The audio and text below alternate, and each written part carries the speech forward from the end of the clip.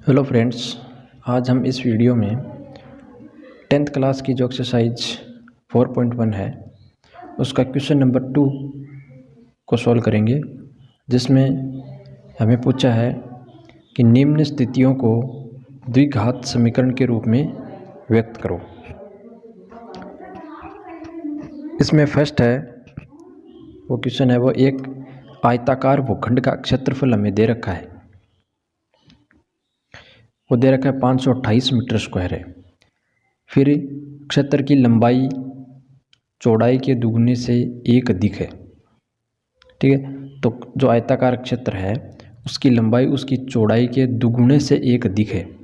तो हमें भूखंड की लंबाई और चौड़ाई ज्ञात करनी है, तो इसको द्विघात समीकरण के रूप में व्यक्त करना है। तो सबसे पहले हम इस प्रकार, जब दिया हो हम कंडीशन की लंबाई चौड़ाई के दुगने से एक अधिक है या 3 गुना है, कितनी भी हो, तो हम जो यहाँ पे जो रहता है चौड़ाई हो जो भी हो, तो यहाँ पर जो रहता है उसको हम क्या करते हैं, मानते हैं। तो हम सबसे पहले लिखेंगे माना आयताकार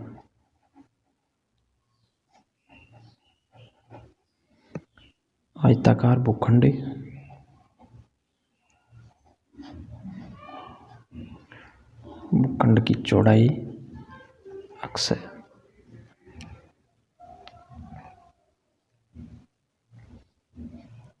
अब अगर इसकी चौड़ाई अक्स है तो आयताकार भूखंड की लंबाई कितनी हो जाएगी, वो इसकी चौड़ाई की कितनी है, दोगुने से एक अधिक, यानी इसकी पहले तो 2 गुना है फिर एक अधिक है, तो ये इसकी क्या होगी, लंबाई। फिर हमें आयताकार भूखंड का क्षेत्रफल निकालना है, तो इसकी ये तो हो जाएगी लंबाई, ये तो हो जाएगी सॉरी चौड़ाई, और ये हो जाएगी इसकी लंबाई। इनको हमें फिर देखो आयताकार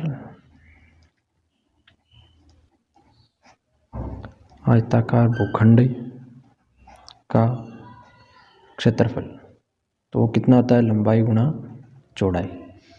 लंबाई है इसकी 2x + 1 और गुणा में आएगा इसकी चौड़ाई, यानी वो है x। अब इसको थोड़ा सॉल्व करेंगे तो ये देखो किस प्रकार आएगा। x पहले 2x से मल्टीप्लाई होगा तो होगा 2x², फिर x 1 से मल्टीप्लाई होगा तो ये हो जाएगा x। ये आ गया इसका क्षेत्रफल। अब इसका हमें वास्तव में मान दे रखा है वो है 528 मीटर स्क्वायर, तो हम इसके बराबर 528 करेंगे, जिससे हमारी एक द्विघात समीकरण बन जाएगी, जिसको सोल्व करके आप x की वैल्यू निकाल सकते हैं। हमें दे रखा है कि इसका क्षेत्रफल है वो कितना है, यानी कि 2x² + x की वैल्यू कितनी दे रखी है, 528 मीटर स्क्वायर। तो इस राशि को हम बाएं पक्ष में ले आएंगे तो ये हो जाएगा 2x² + x - 528 और बराबर में क्या बचेगा, 0। तो ये एक द्विघात समीकरण की फॉर्म आ गई, जिसको हमें कई विधि से सोल्व कर सकते हैं और x की वैल्यू निकाल सकते हैं, जिससे इसकी लंबाई और चौड़ाई हम ज्ञात कर सकते हैं।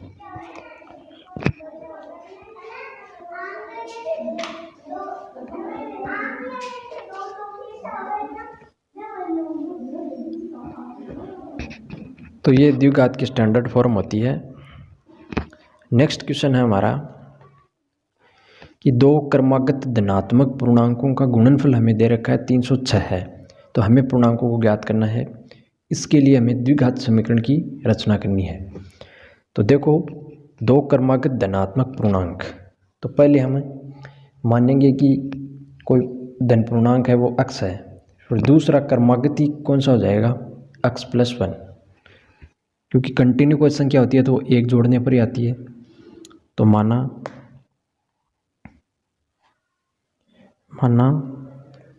धन पूर्णांक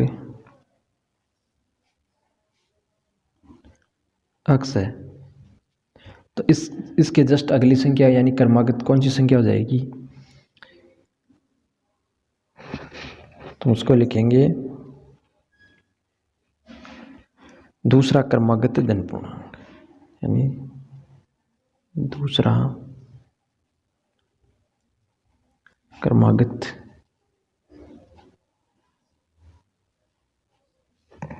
वो कितना हो जाएगा x+1। अब इनका गुणनफल हमें दे रखा है 306। तो देखो इनको गुणनफल कराओ इनका प्रश्नानुसार ऐसे लिखेंगे हम, हमें जो कंडीशन दी रहती है उसको हमें, तो देखो इनको मल्टीप्लाई करवाना है तो x गुणा x+1, इसकी वैल्यू हमें दे रखी है 306, यानी दोनों संख्याओं का गुणनफल 306 है। अब इसको मल्टीप्लाई करेंगे तो x से मल्टीप्लाई होगा तो x² प्लस x1 से मल्टीप्लाई होगा तो कितना आएगा x बराबर में है 306। 306 को बाएं पक्ष में ले आएंगे तो ये हो जाएगा x² plus x minus 300 equal to 0। ये हो गई इसकी द्विघात समीकरण, जिसको आप सोल्व करके आसानी से x की वैल्यू निकाल सकते हैं।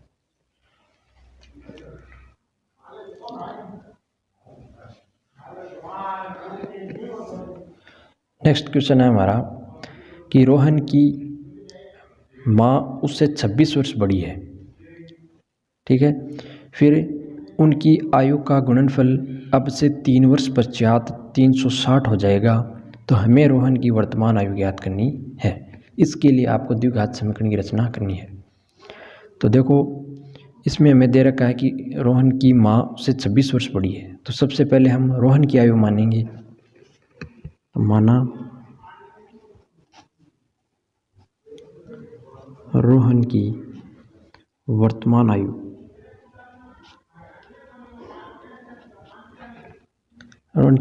आयु x वर्ष है,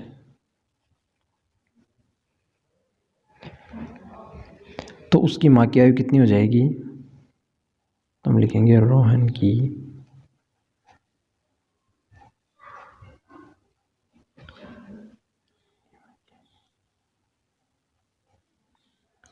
वो इससे कितनी बड़ी है 26 वर्ष, तो x प्लस 26 वर्ष उसकी माँ की आयु हो जाएगी। फिर दे रखा है कि उनकी आयु का गुणनफल है 3 वर्ष पश्चात, यानी अब है उसके 3 वर्ष बाद इनका गुणनफल है वो कितना हो जाता है 360। तो 3 वर्ष पश्चात हम यहाँ लिखेंगे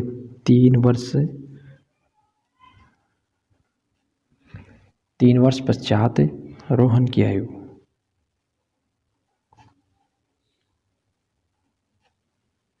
कितनी हो जाएगी x+3 वर्ष, यानी 3 साल और अधिक वो बड़ा हो जाएगा।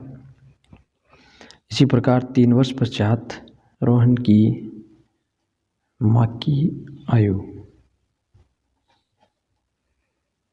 वो कितनी हो जाएगी, इतनी तो है उसकी x+26 वर्ष, इसमें 3 और ऐड हो जाएगा तो x+26 + 3, तो ये कितना हो गया x+26 3 होते हैं 29, तो इतनी इसकी आयु 3 वर्ष पश्चात हो गई। अब कह रहा है कि 3 वर्ष पश्चात यानी इसका गुणनफल और इसका गुणनफल कितना हो जाएगा 360। अब हम लिखेंगे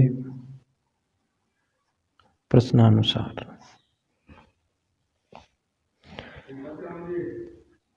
x+3 और मल्टीप्लाई में आएगा x+29, इनका योग हो जाएगा 360।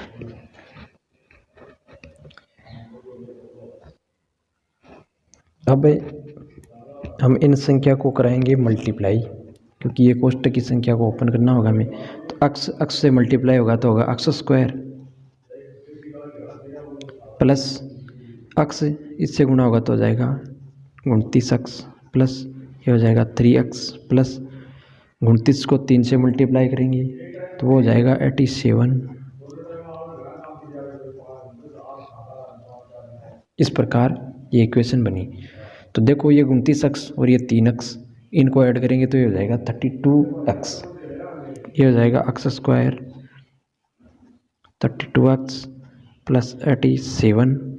ये जो संख्या है इसको भी हम बाएं पक्ष में ले आएंगे तो ये हो जाएगा -360 = 0। ये इसकी क्या बन जाएगी, ऐसे स्टैंडर्ड फॉर्म। अब यहाँ पे देखो ये अचर पद हैं, तो इनको भी सोल्व करेंगे। तो 360 में से हम कम करेंगे 87, तो कितना बचेगा हमारे पास 273, वो भी माइनस की। तो x square plus 32x to 0। तो ये एक क्या बन गया हमारे पास द्विघात समीकरण। इसको आप सोल्व करके x की वैल्यू निकाल सकते हैं, जिसकी चर्चा हम अगले वीडियो में करेंगे कि द्विघात समीकरण को कैसे सोल्व किया जाता है। इसकी 2-3 विधि हैं, उससे हम x की वैल्यू फाइंड कर सकते हैं। तो ये होगी द्विघात समीकरण, इसकी बन गई। नेक्स्ट हमारा क्वेश्चन है 4th नंबर की एक रेलगाड़ी, क्वेश्चन में पढ़ देता हूँ। इसमें दे रखा है कि एक रेलगाड़ी 480 किलोमीटर की दूरी समान चाल से तय करती है। यदि इसकी चाल 8 किलोमीटर प्रति घंटा कम होती तो वह उस दूरी को तय करने में 3 घंटे अधिक लेती। हमें रेलगाड़ी की चाल ज्ञात करनी है, इसके लिए आपको द्विघात समीकरण की रचना करनी है। तो सबसे पहले हम मानेंगे कि माना रेलगाड़ी की चाल है, मान लेंगे x किलोमीटर प्रति घंटा। तो हम सोल्व करेंगे इसको। तो माना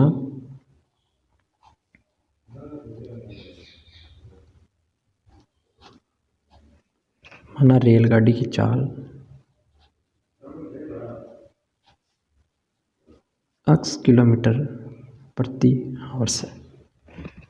फिर आपकी जो कुल दूरी है वो दे रखी है 480 किलोमीटर, ठीक है। कुल दूरी कितनी दे रखी है आपकी,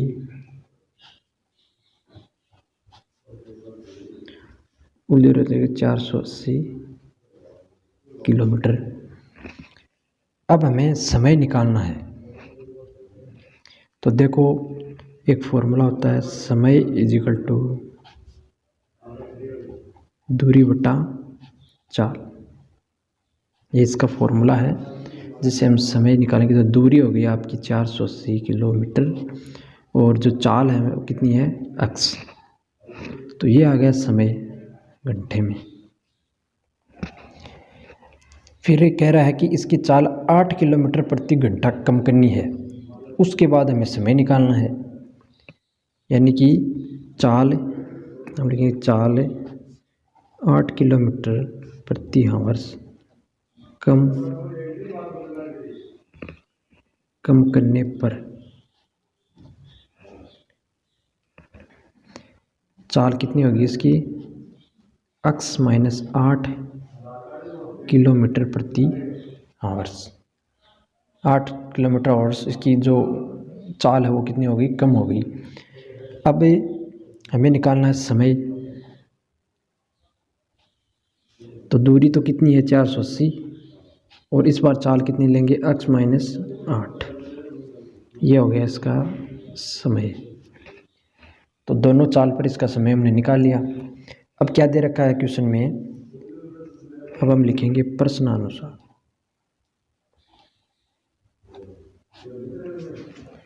प्रश्नानुसार इसमें देखो क्या दे रखा है कि दोनों समय में, एक समय से दूसरे समय में मतलब 3 घंटे अधिक ले रहा है। तो वो क्या हो जाएगा इसका अंतर का अर्थ होता है कि एक चाल दूसरे चाल, एक समय है वो ज़्यादा है, एक समय कम है, उनका अंतर कितना है आपका 3 घंटे। तो जो अधिक चाल है, जैसे ये चाल, ये समय अधिक है, इसमें से हम माइनस कर देंगे 480 बटा x, तो उसका आंसर कितना आएगा 3। इस प्रकार ये एक इक्वेशन बन गई हमारी। अब इसको हम सोल्व करेंगे। तो यहाँ देखो एलसीएम लेंगे। तो देखो इसका एलसीएम कितना आएगा, तो x और एक x माइनस 8, जो दोनों इनके जो हर में हैं वो दोनों मल्टीप्लाई होकर इसके एलसीएम आ गए। तो x तो यहाँ मल्टीप्लाई हो जाएगा और x माइनस 8 यहाँ मल्टीप्लाई हो जाएगा। तो ये तो हो जाएगा 480 x माइनस, ये आपका हो जाएगा 480 और x माइनस 8 बराबर में है 3। इसको आगे सोल्व करेंगे। तो यहाँ पे इसको ओपन करेंगे कोष्टक को, 480x माइनस ये हो जाएगा 480x, और ये देखो माइनस और यहाँ पे भी माइनस, तो ये संख्या माइनस की ये भी माइनस की, तो आपस में मल्टीप्लाई होंगे तो प्लस हो जाएगा।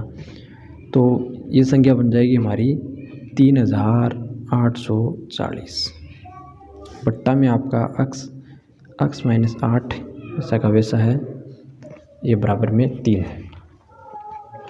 अब देखो ये यहाँ पे प्लस ये यहाँ पे माइनस, तो ये तो अपने आप ही पूरा कैंसिल हो जाएगा। अब जो इसके हर में है इसको 3 से मल्टीप्लाई करा देंगे, दाएं पक्ष में भेज देंगे इसको, तो ये 3 से मल्टीप्लाई होगा, यानी क्रॉस मल्टीप्लाई कराएंगे। तो यहाँ पे तो देखो कितना बचा हुआ है 3840 बराबर में 3 से x और x माइनस 8 मल्टीप्लाई होंगे। तो देखो इनको मल्टीप्लाई करेंगे तो कितना बचेगा आपके पास, ये तो हो जाएगा 3x² माइनस ये हो जाएगा 8 × 24x।